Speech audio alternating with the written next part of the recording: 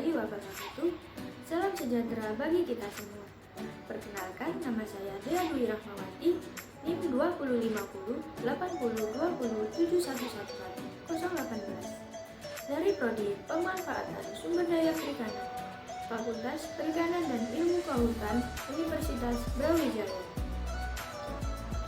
Video ini dibuat untuk menyelesaikan tugas UAS mata kuliah Bahasa Indonesia yang diberikan oleh Bapak Nanang Saiful Rahman. Dalam video ini, saya akan menayangkan PowerPoint yang berisikan poin-poin dari artikel ilmiah yang saya buat. Sebelumnya, saya akan menyebutkan struktur teks yang ada pada artikel ilmiah yang saya buat.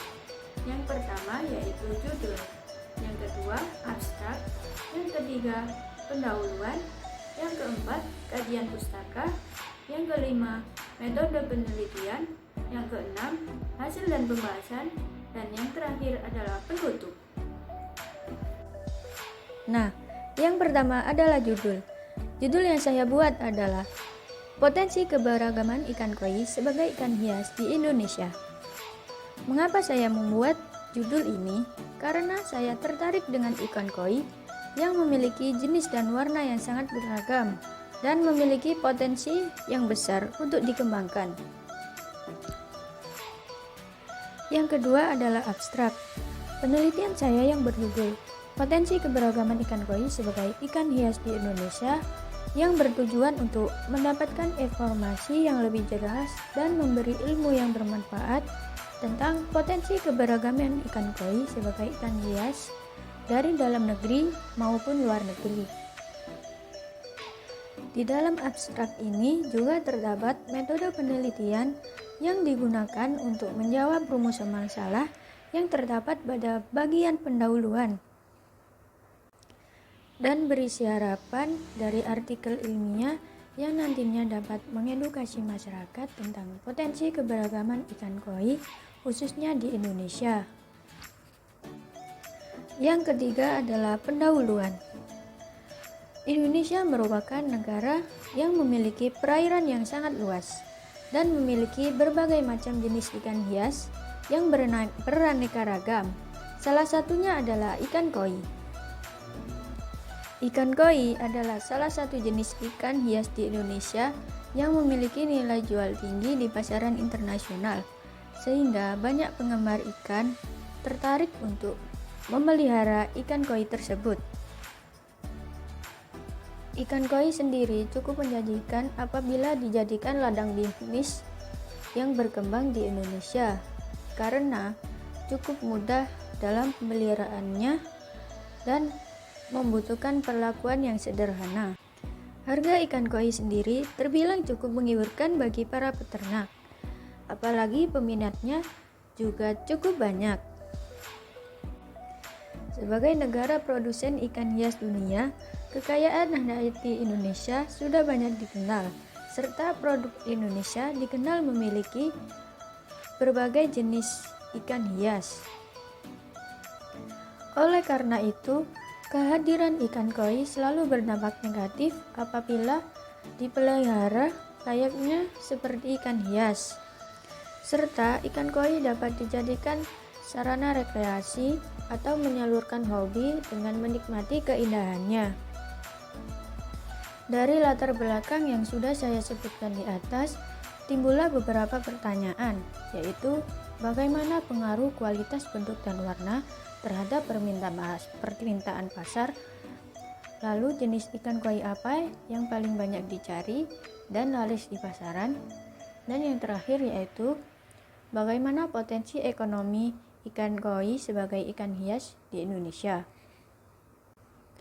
Tujuan dari penelitian ini yaitu untuk mendapatkan informasi yang lebih jelas dan memberi ilmu yang bermanfaat tentang potensi keberagaman ikan koi sebagai ikan hias khususnya di Indonesia dan menganalisis ekonomi yang didapatkan dari ikan koi.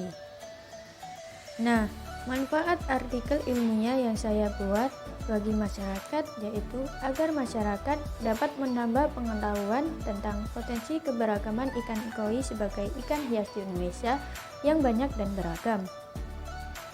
Yang keempat yaitu kajian pustaka. Apa sih ikan koi itu?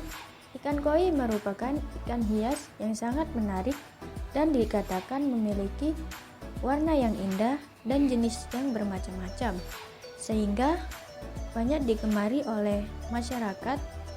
Di manakah habitat ikan koi itu? Ikan koi hidup di daerah iklim sedang dan di daerah perairan air tawar. Lalu, apa yang menjadi penyebab pertumbuhan ikan? Penyebab dari pertumbuhan ikan yaitu pakan, karena merupakan sumber energi untuk menjaga pertumbuhan dan perkembangbiakan. Lalu, apa yang mempengaruhi kelangsungan hidup ikan?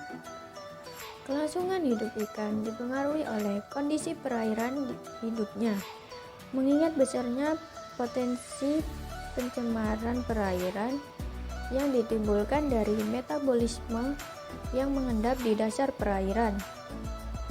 Yang kelima adalah metode penelitian. Metode penelitian yang saya gunakan yaitu jenis penelitian kualitatif yang bersifat deskriptif. Jenis penelitian ini digunakan untuk menjawab rumusan masalah yang tertera pada bagian pendahuluan. Langkah-langkah untuk metode penelitian. Yang pertama, yaitu dengan melakukan wawancara, agar pertanyaannya lebih bisa terfokus sehingga data yang diperoleh nantinya tidak melenceng dari pokok pembahasan. Yang kedua, yaitu menganalisis data. Data yang diperoleh nantinya dapat ditarik kesimpulan. Yang ketiga yaitu pengumpulan data yang didapatkan dari hasil mencari jurnal dan melakukan wawancara. Yang keempat yaitu reduksi data, yang berarti menggabungkan sumber yang berbeda lalu memfokuskan pada hal-hal yang penting. Dan yang terakhir adalah penarikan kesimpulan yang berdasarkan dari hasil penelitian. Yang keenam yaitu hasil dan pembahasan. Di dalam strategi pemasaran, kualitas bentuk dan warna merupakan salah satu kunci utamanya. Tak hanya itu saja, kualitas bentuk dan warna dapat berpotensi untuk diekspor ke luar negeri.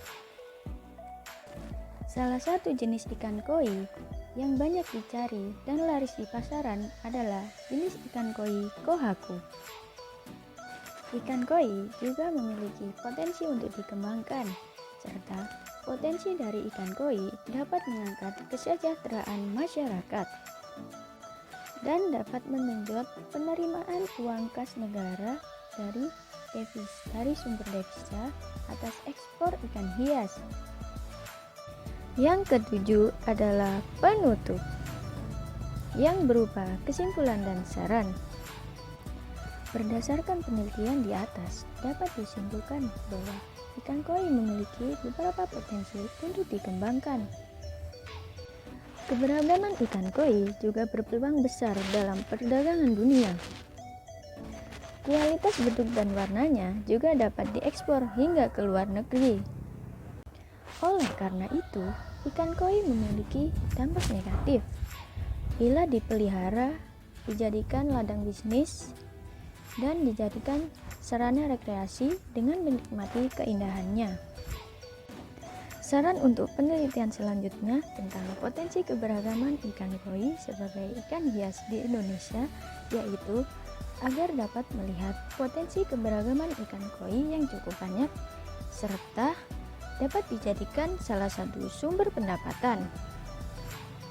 Dan juga diharapkan agar mempersiapkan penelitiannya secara matang serta melakukan diskusi dengan orang yang paham di bidangnya seperti Kementerian Kelautan dan Perikanan agar data yang diperoleh menjadi relevan dan jelas.